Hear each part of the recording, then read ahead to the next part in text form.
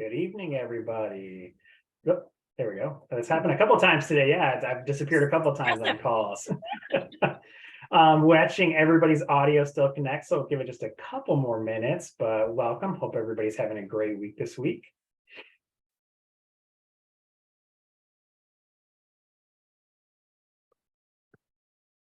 Yeah, I was on a call with one of our teammates on Teams and I did the same thing. She's like, where did you go? I was gone for like 10 seconds. I'm like, I didn't move. I don't know what happened. Nice try. Yeah, right. I was like, All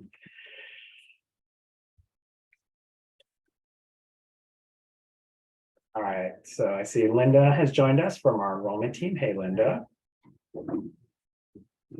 Hello.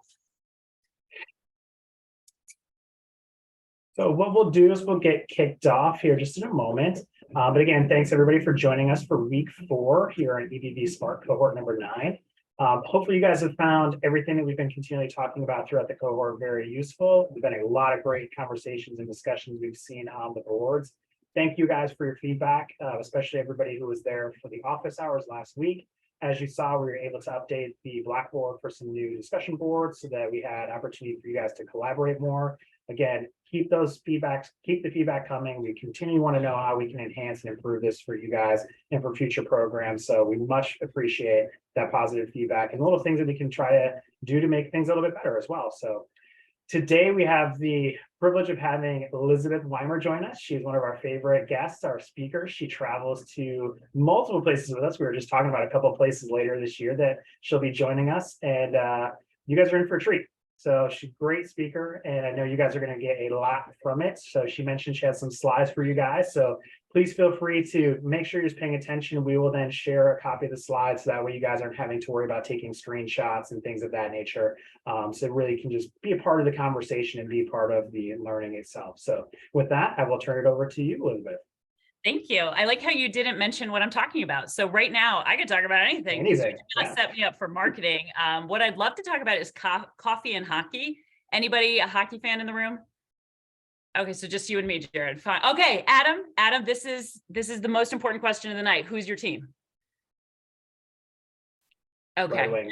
Red Wings. It's going to be the Red Wings? I'm from Detroit. Jared. Elizabeth. Here's the correct answer. Go ahead. Here you go. The Kings. Wow. LA Didn't Kings. even need to unmute for that. Go ahead and mute, Adam. Go ahead and mute. Okay. So the correct answer was Boston. That's the correct answer for all things sports. See, this is why I teach marketing, because nobody ever agrees with my sports. Fine. All right, we'll move along to what they actually asked me to talk about, which was not hockey or Boston. It was indeed marketing. I'm Elizabeth WImer. I teach full-time in the Whitman School of Management at Syracuse University. And I absolutely love when I get to speak with any of the programs connected with IVMF, because they have a way of finding the best and most engaged students that ask good questions, but sometimes don't root for the right team. So Adam, we are not going to hold it against you. There is time to redeem yourself tonight. You will answer all the hard questions. Okay, Adam? Okay, yes, you must do that. All right. So I usually, like I said, don't prepare much in the way of discussion, but after doing this for a couple of sessions, I found that there's a few things that everybody seems to want to know and want to see, even more importantly. So before we get into kind of the foundations or the parts of marketing that I find are most helpful in a forum like this, I think you may have already seen or heard this implied. I'm highly caffeinated. So I'm going to talk fast. And if you need me to slow down or repeat myself, just go ahead and pop that in the chat. Adam is now drinking. So Adam, you are now the favorite student. Well done. You drink when I drink. We all drink. It's coffee. Coffee will be a lot of my examples. As I said, highly caffeinated. I will try to slow down if you need me to pull it back a little bit. Usually by this time in the night, this is me talking slow. Just imagine if you were my undergrads this morning at 9:30. It's not even fair to them. It's not even fair. So let's talk a little bit about marketing. When we talk about entrepreneurial marketing, I think a lot of times people think about that traditional advertising or sales, or I need to tell people all about my product in every way possible. And I want to encourage you to think about entrepreneurial marketing in a different way. Entrepreneurial marketing is not just for entrepreneurs, and it's not just for small businesses, and it's not all or nothing. So as you think about how to be entrepreneurial in your marketing tactics, think about degree and frequency. How can I use tactics that are surprising sometimes, but not all the time? And how can I leverage partnerships and resources when that works for what I'm talking about, but maybe not all the time? So as we talk through entrepreneurial marketing, remember that guerrilla marketing is part of it, but it's not all of it. And I know I don't have to define it for this group, but I leave it in here for, again, my undergrads who, when I say guerrilla marketing, are like, what? Guerrilla? I'm not talking about guerrilla marketing. I'm talking about unexpected guerrilla, like guerrilla warfare marketing. And sometimes it is about that, but sometimes it's more about being very careful with your message, with the way you talk about your product, and with the way that you communicate your price. So the first thing I encourage you to do, if you've heard of the 4 Ps before, it's a very conventional point of view for marketing. It's product and price and place and promotion.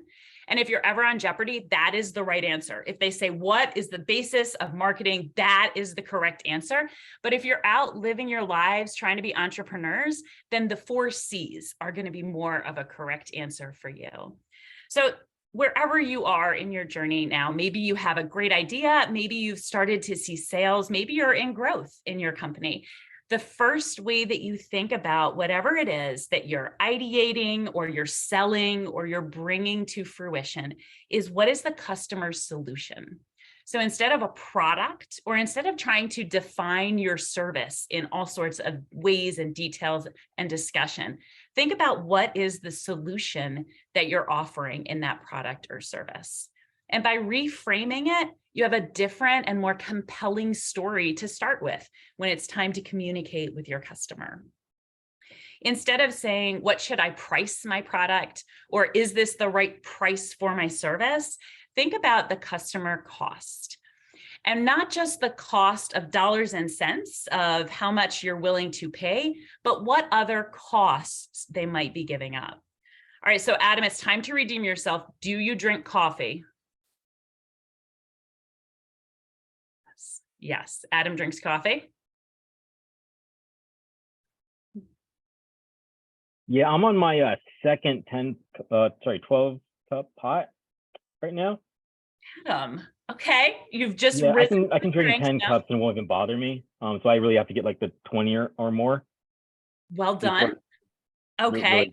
Really Moving toward my favorite student, Adam, doing a great job. Here's my follow-up question. What is your preferred go-to coffee place? Like Starbucks, Dunkin'? My house. No, Adam, you're going to kill my example. Come on. I don't go to them. Yeah, I just blew up my house. Wow. Okay. So Adam is Sorry. back to my least favorite student. You can mute yourself, Adam. You won't be called out again tonight. Thank you. When we talk about going out, what Adam was supposed to say is Starbucks or Dunkin'. And when you think about pulling up to Starbucks, often we think, wow, it's going to be a $5 latte. And maybe we're used to it, maybe we're not. But the other costs involved are how long it takes you to get your coffee. Usually people have about a 5-person or 5-car breaking point at Starbucks. If there's 5 people in line, they're like, ooh, that's a little bit too much. Or if there's 5 cars in the drive-thru, depending on what you got going on next, you're like, that's too long. That's part of the customer cost. When you're asking me to give up my time to either find your product or service online, or to engage your product and service, or wait for you to be available for me, that's part of what you have to consider with customer cost. Adam, you see how that was going to be a great example if you had just played along? Do you see how that would have worked really nicely, Adam? Okay, all right, okay. There might be a chance for you to redeem yourself. So then the third P is place. And typically this is where you find the product or service. So think about a candy bar. The place is the biggest selling point. You can find it in a convenience store, in a grocery store, in a lot of different places. It's one of the strongest parts of a marketing plan for a candy bar. Depending on what your product or service is, think about how convenient it is for customers to find not just your product, because I have a hunch a lot of you have a service-related business idea. So how convenient is it for customers to find out about you and then take that next step and engage your service? Is it hard to figure out what your fee structure is? Is it hard to figure out exactly the pace that your service will be offered? All of that factors into customer convenience. And then the last one is promotion. And it's last for a reason. Sometimes when people think about marketing, they think about how I can talk about my product, when actually you want to have all of the other pieces in place before you communicate. You want to have a clear idea of what your solution is, of what you're asking your customer to part with for time and money and other costs, how convenient it is to access your product or service. And when you have those together, then it's time to communicate. And as an entrepreneur, it's a two-way communication. One of your superpowers as entrepreneurs is that you can listen to customer feedback in real time and adjust or change your message in a way that traditional companies can't. They're too big. They can't see or feel or talk to their customer as regularly as you can. So communication can be a real strength for you. When we think about entrepreneurial marketing, another area that I like to point out are these hallmarks. So what you see when you see entrepreneurial marketing is these 5 areas coming together to make an effective marketing strategy for entrepreneurs. Now, likely you've talked about a lot of them in different weeks or in different areas of this course. When we talk about entrepreneurial marketing, we're talking about entrepreneurs, first and foremost, having a really targeted group of customers that they talk to. You're not selling to everybody. You have a very specific group of people that you're selling to. You are targeted. You are also adaptive. It means that you can decide if there's a group that's a little bit more ready to buy and shift your message to them. Or you can invest in the people you're talking to and make sure that your strategy is connecting. You can adapt the way you talk. Again, because as an entrepreneur, you're usually closer to your customer day to day than big companies are. 3 and 4 might seem like deficits. You have little resources to invest. You have little to no formal research or analysis, when again, they can be superpowers of entrepreneurs. By limited resources to invest, it means that you haven't invested millions of dollars in a marketing campaign like Coke or Pepsi have, which means they're going to keep trying that campaign because they have so much invested in it. Instead, you likely are able to leave or adapt or change because you didn't put all of your money or all of your resources into one way to reach your customer. The same with research. Formal research is not as effective for entrepreneurs as on-the-go research. Does this work? Is it working? How can I connect with my customer and see if I can make it work better? And then creativity is naturally part of the job. How can you creatively reach your audience? How can you figure out how to get through to people that in some ways might be a little bit hard to break through the noise? Where can you collaborate? How can you partner? How can you do some of that guerrilla marketing that we talked about at the beginning? All right, I know I'm throwing a lot at you, and I like to save a lot of time for questions at the end, but the one question that I get a lot of times is, how do I know about pricing my product? So people hear me when I say customer cost, and they hear when I say, make sure that you're factoring in not just how much it costs you and profit, but other aspects that you're investing. But then price seems to be this sticking point for a lot of entrepreneurs. So there's a few things that I want to point out to you. When you are pricing your product or service, there's a couple of key components that I want you to consider. One is obviously your profit and capital objective. You have to make money. You have to be able to pay the bills, to have a positive cash flow so that you can keep this dream going. The next parts are sometimes not as intuitive, and that's pricing with integrity and pricing the value. Every time you discount your product or you give your product away for free, you are telling your consumer it is not worth the full price. This is a temptation for entrepreneurs. They think if I just sample, if I just allow my product to fall into the hands of my consumer, or if I give one lesson away for free, then my consumer, my target audience will understand the value and will come and pay me for the rest. I'm here to tell you that pricing with integrity and pricing with value means not discounting your product. not giving your product away for free.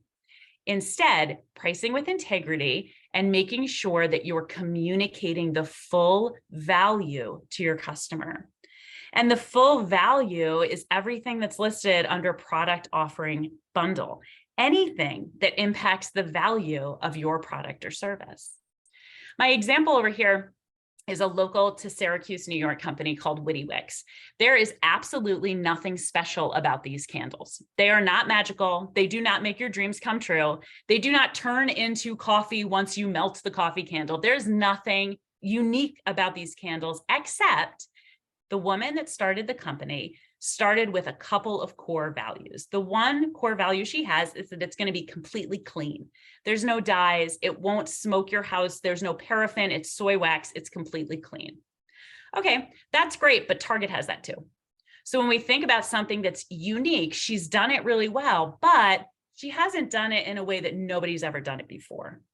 What she has done is built a relationship in the community where she clearly communicates that she handcrafts these candles, that she knows the people that are around her shop, that she listens to customer requests and makes monthly scents that are handcrafted to what people are asking for or have a good idea about. And she builds a relationship with her customer. So when she charges $28 for that big candle, her customers understand they're paying for a candle, but they're also paying to be part of Aubrey's livelihood. They're paying to be part of her life. They get to know who she is because when she promotes her candles on social, she doesn't just talk about the wax. She talks about her kids sometimes. She talks about what she's doing at her business sometimes. She balances personal and business so people understand the relationship is part of the product offering bundle. She doesn't discount her candles. If there's a scent that's going away or hasn't sold well, that's the only time she'll discount it because it is not worth the value. Her customer didn't want it, or her customers are sick of the scent. So when she discounts, she's affirming what customers know, that that value is a little bit off. There was something about the scent, or there was something about that packaging that didn't resonate. So she discounts the value and she doesn't go back to it. All right, price is usually a hot button, so I put in another slide about it, and this is the pricing checklist. If you think to yourself, well, I know I have value, but I don't know exactly what it is, or I don't know exactly how to communicate it. This is the Bible of value. Jasso and Louie are researchers that came up with this pricing checklist that's so helpful for entrepreneurs because it answers two questions. When you look at this bullet point list, you are not trying to make a product or service that answers every single one of these bullets. You're only answering two questions. And here are the questions. Where is my product the strongest? And where is my customer most concerned? Where is my product or service the very strongest on this list? And where is my targeted customer base most concerned? Now, every once in a blue moon, the answer to that question is the same bullet point for both. But 9 out of 10 times, what you are best at is going to be different than what your customer is most concerned about, which means you have to play up both aspects of value in order to price with integrity and to price your full product offering bundle to your consumer. So I told you at the beginning, Aubrey is all about the quality of her candles. So she has the cleanest wax available, the best essential oils. Even the glass that she uses is proven to not emit any sort of extraneous odor or anything when you're burning your candle. She's all about quality. But I also told you, so is Target, so is Walmart. They have some soy candles too. So her customer was actually most concerned about that last point, an ongoing relationship. They wanted to know someone in the community, and it felt like they were making a difference in her life. So she plays up both points. She still talks about the quality because that's where her product is most strong. But then she also talks about the ongoing relationship because that's where her customer is most concerned. Does that make sense? I'll take your gentle nodding as a yes. Good. Okay. Adam has looked completely away from the camera. So apparently we are now officially in a fight, me and Adam, but everybody else gently nodding. Oh, he's taking, and I've got a clipboard. All right, Adam, I can fill that clipboard. It's my challenge for the evening. All right, so then the other things that I want to tell you about are still about that product value. So when you think about presenting that product value to your customer, you're going to talk about your targeted segments. You're going to understand what your customer is most concerned with and what value you have that you want to communicate. And then I want you to remember not to get carried away. Because sometimes when you are the creator of the product or the service, you could list maybe 25 different ways that you can prove the value to your customer. Your customer stopped listening after the first 2 or 3. Make sure when it's time to put your marketing plan in action, you have 2 or 3 differentiating attributes. Differentiating attributes that answer the question, what am I strongest at and where is my customer most concerned? So I put 2 different examples up here just to drive home that point of price. Yankee Candle, most of us are familiar with, they have a coffee candle. Their coffee candle is $25 full price, but most of the time you can find a coupon, you can find a sale, you can find free shipping somewhere. So they're not competing on the same quality and relationship that Aubrey is competing on. Now, if she started her candle company and looked out in the market and said, okay, well, Yankee Candle's 22, so I'll use that as a benchmark price and I'll be 20. She would have a really different business strategy and different marketing strategy. And I might even say she wouldn't have been as successful as if she had looked at her product and said, what am I best at? And what is my consumer really most concerned about? So that's why I spend so much time talking about price, because it really is the key component that you need to have down before you start talking about your product or service. And then my last slide is all about talking about your product or service. So I'll let Adam have a break on this one. I feel like, Mike, you might be ready for the hard-hitting question. Are you ready, Mike? He's ready. Okay. Now, Mike, the only reason I called on you is because I believe that's a Peloton in the back, sir. Is that a Peloton? That is a Peloton, yes. Mike, we're basically the same person. So do you have the bike and the tread, or just the bike? I had the tread, it didn't work, so I got the bike. You had the tread and it didn't work, Mike. Yeah, it was broken, so the bike was the Okay. installation price. All right, that's fine. I won't hold it against you. Tell me who your favorite instructor is, and then I'll tell you if you're actually going to be my favorite student. There's only one right answer. Yeah, his name is oh geez, you put me on the spot. He's played in the NBA All-Star game. Yeah, he's like the, you know, he takes you to the club every ride. Is that the same guy? Oh, are you talking about Alex Toussaint? Yes. Alex. Mike, you got it. That's the right answer. That is the right answer. That's it right there. Mike, that man has almost killed me more than once. Do you share that sentiment? Yes, I do. Okay, just making sure. He also does tread runs at 9% incline. We're running. Alex, you can't do that. But all right, we're almost on topic. All right, Mike, you're doing great with the questions. Now here's the next hard one. Have you ever operated a salad spinner? No. Mike, you're missing out on one of the joys in life. All right, but you're the perfect person to answer this question. Let's say you were sent to the store by our friend Alex Toussaint, and he said, the only thing I need you to do is bring me back a fantastic salad spinner. Now, this is the first salad spinner you came across, and in case you can't see it clearly, it says that it has a high velocity pull cord mechanism. Mike, what's that? I have no idea. Oh, No. like the little thing that the vacuum cleaners have? That like you can extend it in a That's a great guess. Yeah. Okay, so right now, just to be clear, you're shopping for Alex and you think you're bringing home a vacuum cleaner component for salad? That's what it seems like. That's what it seems like. Okay, all right. Okay, now I'm just going to ask you to hang with me for one more minute, Mike. Are you ready? On the other side of the box, it has some different, oh, you put your glasses on now. Okay, it has some different benefits. On this side of the box, it shows you pictures and it says there's an easy to pull self-retracting cord. Mike, are we still thinking vacuum cleaner? No. No. What are we thinking now? little something to help it seal better.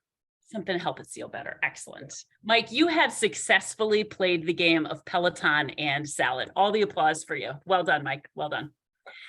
Here is the point that Mike very clearly proved. When you are about to communicate to your consumer, don't talk about your features. Your features are facts.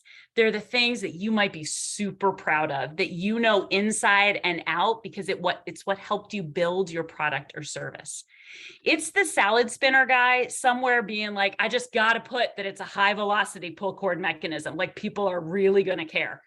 But you're blinded by the fact that your consumers are not speaking features. They're speaking benefits. When Mike saw the benefits, he started understanding why this salad spinner might work or why it might be important. Benefits speak clearly to your consumer about the value that you're trying to build. So, I mean, even if you've never used a salad spinner before, it's pretty clear to see that an easy to pull self-retracting cord has something to do with spinning. It has something to do with cleaning that lettuce or making the top of it seal on in a way that might be new or different. Do you see the difference between talking in features and benefits? The benefit is what your customer is going to resonate with. The benefit is going to be most important to them to understand what it is about your product or service that's different. All right, I get so hopped up on marketing and Peloton that we could go like 17 more slides, but then I would have absolutely no time for all of your interesting questions. So I got more to talk about, but let me take a deep breath and see what you guys have to say. What kinds of questions can I answer already?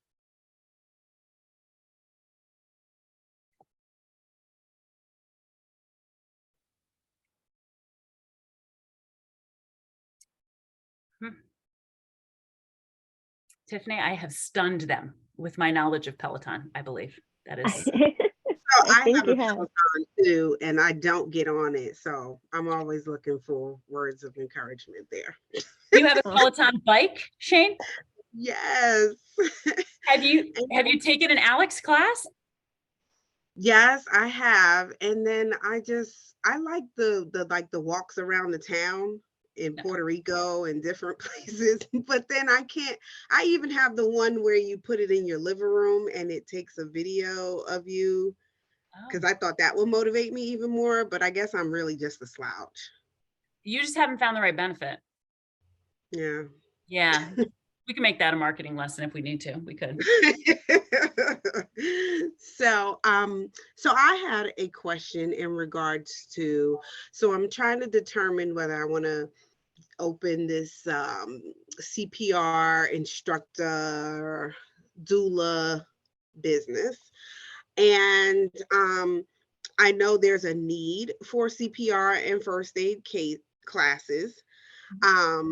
And I would love to stay on the path of CPR, but what I think I'm going to get caught with is there's going to be people who are going to want BLS, ACLS, PALS, and whether or not I would have the credentials to teach those classes to physicians, because you don't know who's going to be in your class. And although, yeah, I have somewhat of a healthcare background, I haven't had to operate, ACLS or PALS since I was probably a CNA. So should I just focus on like a CNA, a CPR and first aid type deal and not worry about the other add-on services? Or do you think that comes as a package deal for most healthcare professionals?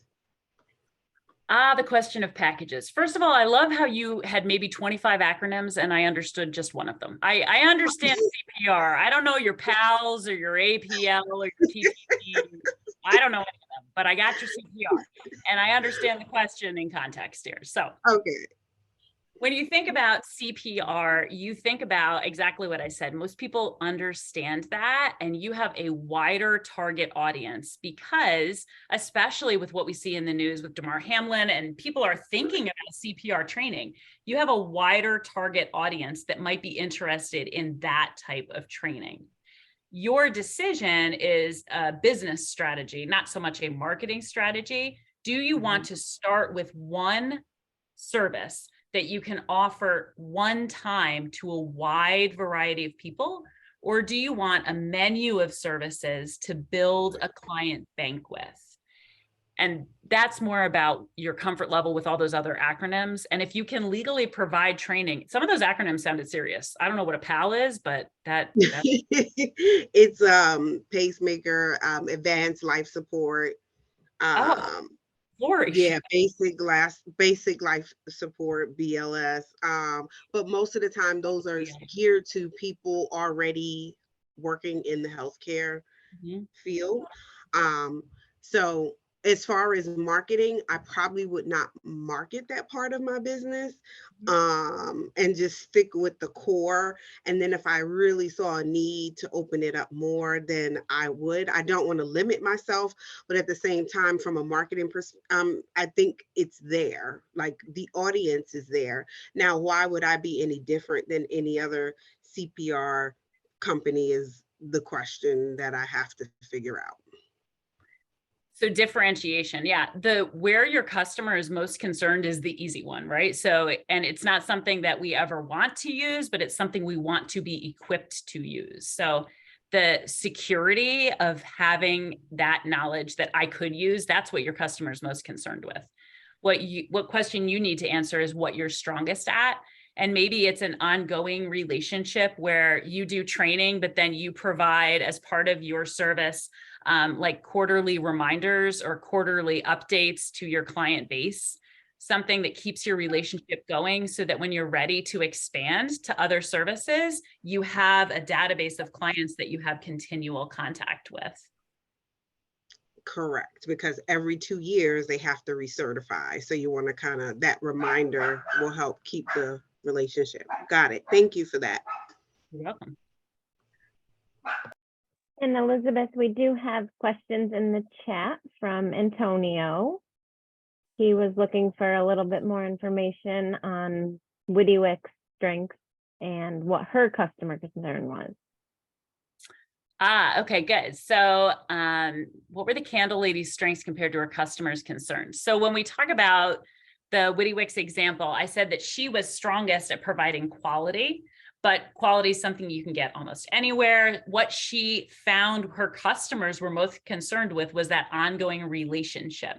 Her customers wanted to know that when they spent a lot of money on a candle, it was making a difference in somebody's livelihood, in their small business. And so she found a way to start a relationship with her customers and then continue it in a meaningful pattern. So it was definitely not surface relationship. It was a meaningful relationship with her customers. I know you were listening. I know that the only problem student in here is Adam. Everybody else, you've been doing very well. Adam is the only one that's missed a question. Yes. I have no shame.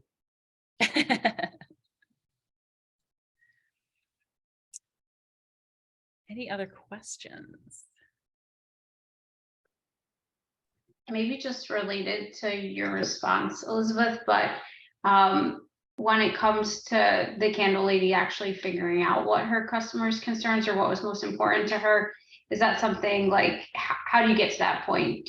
Are you asking the customer, are you asking for feedback, or how are you kind of anticipating what the needs of your customer actually is? So that's a great question, because if you use guesswork, you're going to guess wrong most of the time, for sure. So that was part of the entrepreneurial marketing hallmarks that I didn't really go into as much. And that's the idea of limited resources to invest in research. So likely you can't conduct focus groups for the next 6 months just to figure out where your customer is most concerned. What you said, Kate, is really important. You listen to the feedback and you listen without trying to assume you know what their need is. So when the candle lady was trying to understand the needs of her customers, she was listening for what scents they wanted, because what she thought is she would have a different scent than other big candle companies. But as she listened, she found out that her customers really wanted to know about her. And they really wanted to know why she started the company and what she was doing with scaling up and why she was moving to a bigger store. So that listening and that being face to face with your customers, that's the superpower that you have to be sure not to take for granted. Many people, forget entrepreneurs, just people, listen assuming that they know what the other person's going to say, and they're just like waiting their turn to respond, to talk back. But if you really listen, you start to understand what your customer is most concerned about. The other interesting point, because I teach a whole class on sales and strategic partnerships, one of the most interesting points in that class is that when customers ask a question about your product, it's usually because they're interested, but you haven't met their concern. When they give you a full stop, or when they pause or delay. So when they say, that's really interesting, I need to think about it. Or if they say, this is good information, I'm not ready right now to buy it, it is almost always a price concern. When it's a full stall or a stop, or even a no, I'm not interested, it's a price concern. And that doesn't tell you that your price is too high. It tells you you haven't communicated the value clearly. But when a customer asks you a question, when they say something like, well, how long will this candle burn for? Or what new scents do you have coming in the next 6 months? When they ask a question, it's because they're interested, but you haven't connected with what exactly they're most concerned with. And that's your opportunity to ask questions in return, answer theirs, and then continue the conversation asking. I did not intend to talk about candles this whole night, and now I feel like I need to ask Witty Wicks for a sponsorship, because we have done a full 360 on the candle company tonight.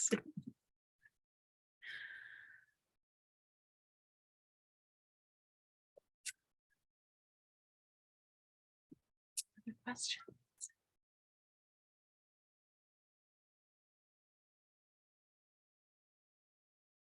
Nobody's in the coffee business. I asked before. Mike, are you in the coffee business? Yes, I am. Yeah, Mike, I have no concerns. I'll buy your product. I'm with Adam though. Got a question about strategic partnerships. So understanding what it is, but it's like, how do you, can you provide some type of, what is the method process by which to approach people or organizations that you think can really help you? Because I think, we just got through talking about, or at least reading about, in our discussion board about, referrals. I'm a financial consultant, helping people to, increase their credit, stand up businesses, to understand, demystify what finances is all about, so they can reach financial freedom. I mean, there's so many things out there that people don't know, and I wish it didn't take me 40 years to kind of figure it out, but it's here, and I'm in a network, and I got people surrounding me where it helps me to understand. And the earlier I can capture somebody, as they're getting out of college, to do certain things, to build assets and less liabilities, to have better habits, the better off they're going to be. But the thing is that, there's only so much that you can do by yourself. And as you build a team, I know that a lot of things can happen. It can go to second, third, and fourth gear for you in order to scale your business. But with these strategic partnerships, I know, like for realtors, real estate agents, a lot of things that keeps people from getting a house and getting approved, is a lot of it's their credit score. So just as an example, what if I think that there's a certain real estate agent or company, which are several here in the DC area, how do I go about approaching that business in order to form a strategic partnership, so that I can help them, ideally, to qualify more customers and clients? It will help them ideally, and for me, it will help me in order to get business on my end, because I can help them understand and help build their credit up. How's that work? So I love that you've identified two different bases of strategic partnerships. One, you said clearly, you said realtors, but the other one that you said is local colleges, because that's where your target market is as well, right? So you want career counselors, you want undergraduate advisors, because they are the gateway to your market in a different way than realtors are. So you kind of have two pipelines. Who pays for your service? So would the realtor pay? It sounds like you're charging the people that you're giving financial advice to. Is that correct? Yes. Okay. And then for the example of the realtor, eventually that's a benefit to the realtor, because if they qualify, then the realtor can sell them a house and take the commission, right? Right. Okay. That's correct. So this is a perfect example of buyer versus user. Many times when you think about your product or service, we're only thinking about the user, and we're not always thinking about the buyer, or in Mike's case, the gatekeeper. Who is the gatekeeper to my user, and who is the buyer if it's different than the user? So an easy example of buyer versus user is children's toys, right? Most people that buy children's toys are not going to play with them themselves. They are buying it for someone else. And that means that you have to have two very different messages for toys. One to the parents, this is why you buy me. And then one to kids, this is why you ask your parents to buy me. Well, that's Mike's case too, because he has a gatekeeper and he has a user. His message to the gatekeeper is, when we work together, we both win. And then his message to the user, he already has. Here's all of the reasons I'm going to help you make your life better. So once you start seeing those as two different marketing opportunities, you tailor your messages in different ways. When you approach your realtors, you're not approaching them to say, let's find each other and then capitalize on this market together. You're looking to start a long-term relationship with those realtors, because they're the ones that are going to start funneling through many clients to you. So if you're approaching them like a long-term relationship, the very first thing that you want to prove is likability, and then you prove credibility. And many times salespeople, managers, entrepreneurs, fill in the blank, start with credibility and forget that likability is the gateway to trust. So when you prove, Mike, when you prove likability, what you're doing is starting a conversation about where the pain points of the realtor are and how you can try to alleviate some of those. And I bet you're going to hear, I waste my time on people that aren't going to qualify. And so if you hear, I waste my time, that's your chance to say, you know what? How about if I offer a pre-screening of finances for customers that you're concerned about before you use your time on them? If you can establish likability, if you can find a way to begin a relationship with them and then come in with credibility, that's how you form a long-term marketing or partnership. Does that make sense? It does. Thank you.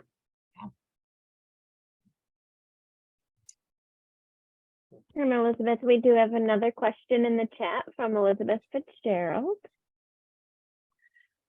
Oh, I feel like you set me up. So this is one of my favorite things to talk about. So when we talk about books, I could give you books all day, but I won't do that, because then people start just spinning their wheels and reading books instead of doing the marketing thing. So here is my number one book.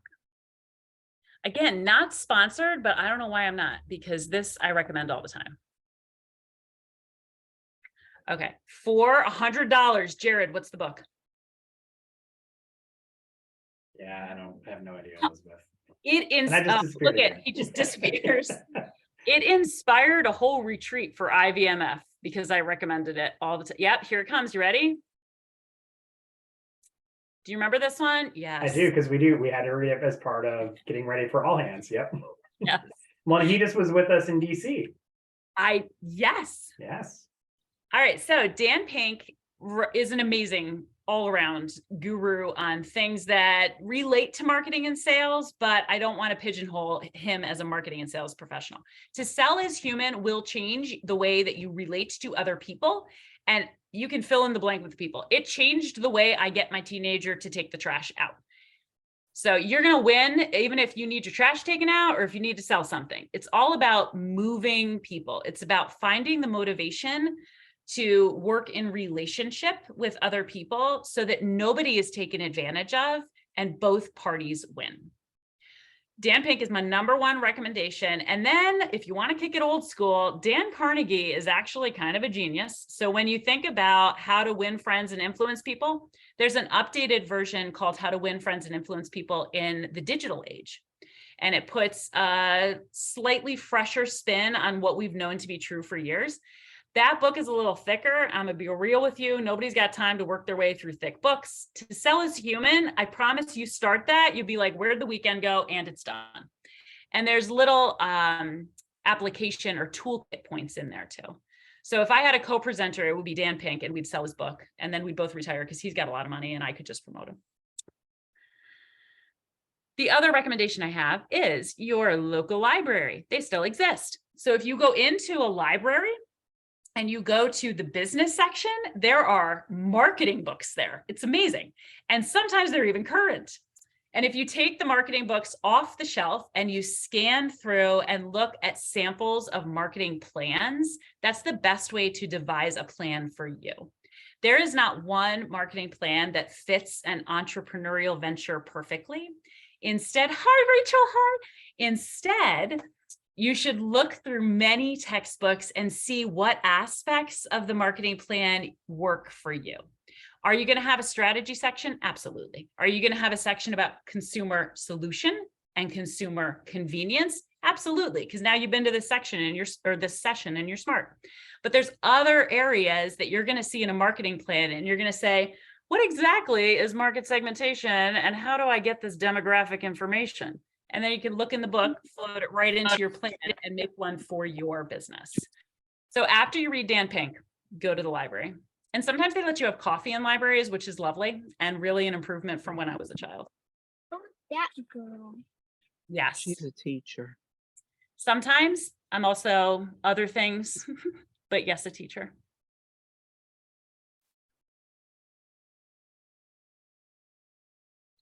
Rachel, I've answered all the hard-hitting questions. I know you've given it to them straight, Yes. and that's good. I know how lucky they are for hearing everything you have to say, and I hope that I know that many of them are digesting, and I'm sure they have good questions. I think you might get some negative feedback from one student after the session, and so I'll speak with you later about how Adam has really been a problem since the beginning of the session. But other than that, I'm going to say that Mike was lovely and we're working on the Peloton with Shane and marketing for everybody. I have one other question kind of related to figuring out who your customer actually is. And that's like something we talk about is like finding that target base and narrowing it down to the niche. But do you have any advice in terms of like, how do we determine that target base if you have a product or a service that can reach a lot of different people? Like what's the right way to figure out what niche you want to target? Any kind of advice there? So there's a lot of ways that you can approach this. When you have a product or service that you know is going to fit a wide variety of people, what you are going to find the most success at is a small group that's easily accessible. So when you look at a wide variety of people, you can see who will be most accessible to you based on all sorts of things like buying patterns, location, age, lifestyle. Once you segment those different targets, you're going to want to pick the most accessible so that you can not just have a small sales win, but you can also build your reference customers. Once you start building in that target market, people that are going to say lovely things about your product, and not because you've given it away for free, because we all know we're not going to give our product away for free, but because they used and enjoyed it. Once you have someone from outside of your company saying wonderful things about what product or service you offer, then you build a pool of reference material that you can use in PR, that you can use on your website, and you can start to attract the other segments. What's your business, Kate?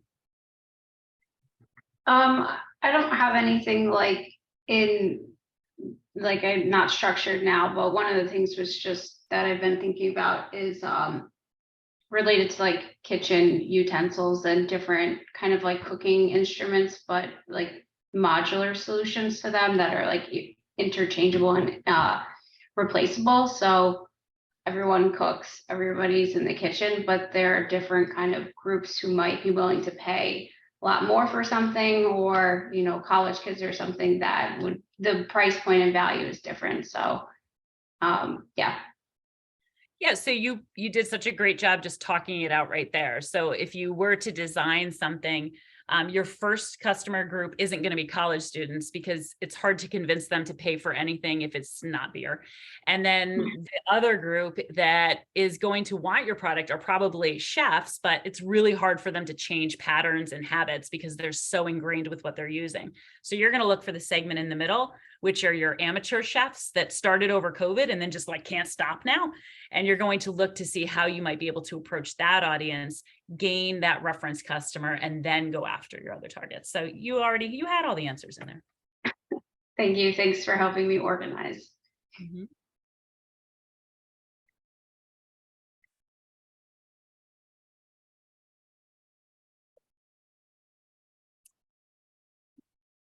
For winding down with questions, I do like to, toward the end of the session, vote in the best background of the evening. And while Jared did have heavy contention for best background because he keeps disappearing, Burke, your background looks like you are being abducted by aliens in real time. And it has been perhaps my favorite background of the evening. And you're still here. You have not been completely abducted. Yeah, it's mine too. I just got them installed. So it's lights that you hit twice and they turn into mood lighting, and it's rad. So they change colors? Features available. I'm not there yet. Your lights are smarter than you at this moment, but they won't be for long. Doesn't take much, but yeah. The lights Good. are above me. Oh, the lights are above you. I see what you did there. I see. Wow. We couldn't end on a better note than that. We couldn't. Twofer. Yeah. Yeah, rolling out the red carpet for you guys tonight. Look out. Yep. Anything else I can answer? Did you talk about going viral yet? Me specifically going viral, or Now I'm thinking in terms of our discussion prompt this week, as to start with the concept of Elon Musk and his push to earn viral attention around product. And so some folks, as they weigh in, I just didn't know if that came up from a marketing standpoint, because I know one thing we've mentioned leading up to this class is how marketing doesn't fix all of these problems, but it can amplify the core of what you're offering. It doesn't determine it for you. So you can't really be ready to go viral with something unless you have like a solid core of a something that is of substance. So I didn't know if you might have any guidance or insights to share on that piece.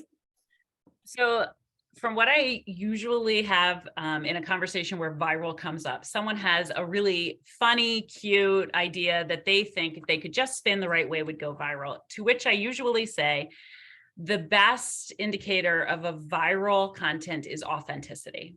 And authenticity is not usually tied to humor. It is not usually tied to a unique or unexpected or guerrilla marketing tactic.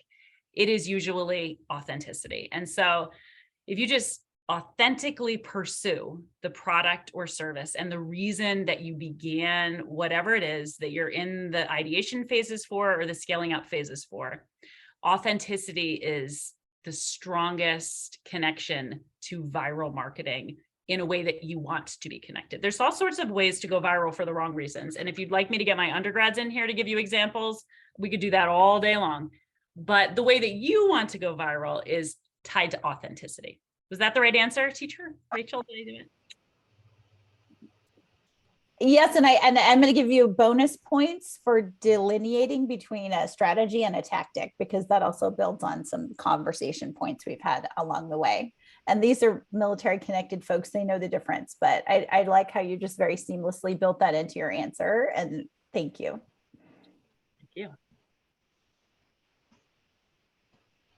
Yeah, I've got a question. Rachel, about going viral. I think everybody can see the goodness in going viral, and that would be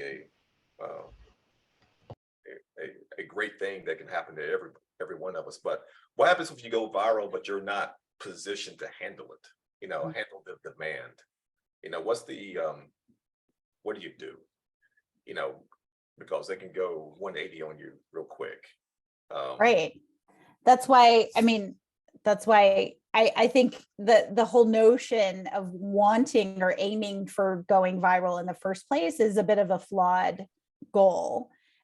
Simply because if you don't have the systems in place or the core offerings or the infrastructure to handle such a thing, then that's how disasters happen, right? That's how we see businesses melt down and all kinds of negativity follows, right? So the whole idea of going viral as part of a marketing effort means that if you're investing time, resources into a marketing effort, that means that you need to have those core offerings pretty well shored up. You need to have the substance there. We've been talking about the reason why you're doing this, and having the substance there before you go about amplifying that, right? Because if marketing is going to help you amplify your core offerings or your messages or how you're going to alleviate your customers' pain points, then you need to have built a system to be able to handle it. So what do you do after the fact? We can have another conversation about crisis communications. And that's sort of like, and I have a presentation on that, and I'd be very happy to share. There are things you can do to kind of tamp down, manage expectations. I know Anna's not here, but Anna mentioned that in her conversation, in her discussion point last week about, managing expectations and being consistent with that along the way. But yeah, that's a quick and simple answer to that question. I'm sure Elizabeth might have something to add to that too. This is totally her wheelhouse. It's our wheelhouse together. The only thing that I was going to add is not so much on the viral, because that one has never come up before. So it kind of hit me from left field. This group doesn't usually talk about viral, but it does lead me to a tip that I like to give when we talk about online presence. And that's that all roads need to lead home. And so if you go viral on Insta, or you go viral on, you're the last person on Facebook and you went viral on Facebook, then you need to have a home that all of your content lives on and is updated on. Sometimes people put all of their money and time and effort into TikTok, and they're like, well, if I can just really get traction in TikTok, then people are going to know about my product or service, and then I know I'm going to get a following. TikTok is an extension of home, and home is usually that boring old website, that place that you can keep all of your content that answers all of the questions we asked about customer solution and convenience and communication.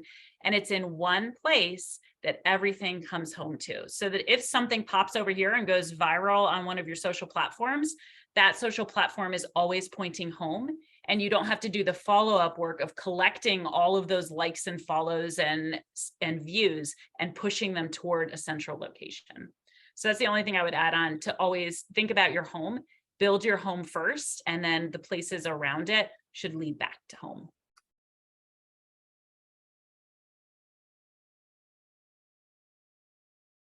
And we'll have more to add to that. Like if you guys come to office hours, we can discuss and expand on these things, because I understand we've talked about this before, and it seems like a nebulous kind of mysterious, like marketing. Ooh, I don't understand that. And some people think they need to invest lots of resources, and I don't have those resources yet because I'm just getting started. And what we're emphasizing is that there are basic concepts here that you have to know before you would even put any resources into that, right? And that you can direct them yourself. And so having that core understanding is really, I'm so grateful that this course builds that in, so that it kind of takes that, demystifies that piece of it, I hope. So I had a question real quick for Elizabeth, because I was wondering about when you're talking about different platforms like social media, TikTok, how And I'm only on there because my kids are on there and they teach me, right? So I just wanted to know, like, how do you address serious topics on TikTok? And do people really consider them serious topics? Like, I've seen some CPR instructors on there. But for example, if I were to talk about my why and why I'm doing CPR, it kind of is a serious topic because it involves me losing my granddaughter. So I don't, that always feels odd for me. Like it's only acceptable in certain forums, because of it's not an easy thing for others, to hear. So, or to even deal with, and it may trigger things in other people too. But the whole purpose of the CPR business is because that is the very thing that I had to do, to try to save her. And although it wasn't successful, I still want to encourage others because it still is a life-saving event. It could be, right? So how do you advertise that in a grab others' attention? And I don't know, I guess I'm struggling with that area. But then when I talk to, other people, they're like, but that's your story. That's it. It's right there. That's your why. You have to lead with that. But it's morbid. And people may, how do you get around those difficult topics? So first and foremost, it's beautiful the way that when you talked about your why and your story, that you can balance compassion for other people with this tragedy that you must still be living with on a daily basis. And I think that just as a person, what a quality to have that you are even able to absorb and care about how other people are feeling, when that just must be so devastating. I feel like I would never be able to even think about others. So first and foremost, like, it's beautiful. And thank you for sharing that. Oh, thank you. The second thing that comes to mind is don't put that out on TikTok, because for all the reasons you said, that should live at home. And that home base, your website, that's where people that really understand what it is that you're communicating and you're offering to the world, when they care enough to come to your home base, that's the place that you can share that level of detail with them. There's all different ways that you can connect with people and do it in a serious and poignant way, because your target market is not my teenager on Snap. Like, it's not. So your target market is going to be using social in a different way and on different social platforms. But the other point I want to encourage you is that when you build that into your home, I think it would be really effective if you built it in an audio visual format, you telling your story, sometimes with stories that are so deeply personal and fraught with all sorts of emotions for both the hearer and the speaker.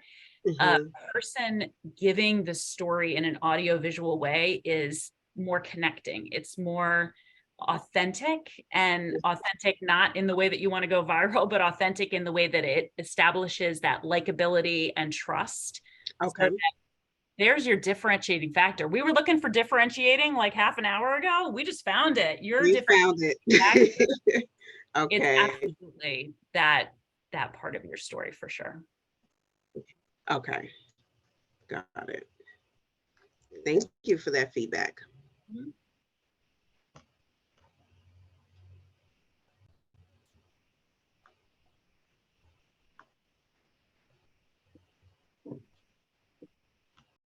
Anyone else? Does any final questions for Elizabeth?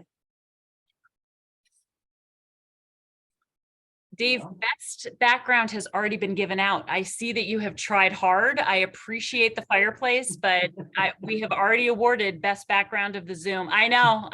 And it's Burke of all people. If we had seen yours, maybe we would have voted yours in, but we'll give you honorary mention. Awesome. Thank you so much. And apologies for being late. It's just been rough trying to get all this together.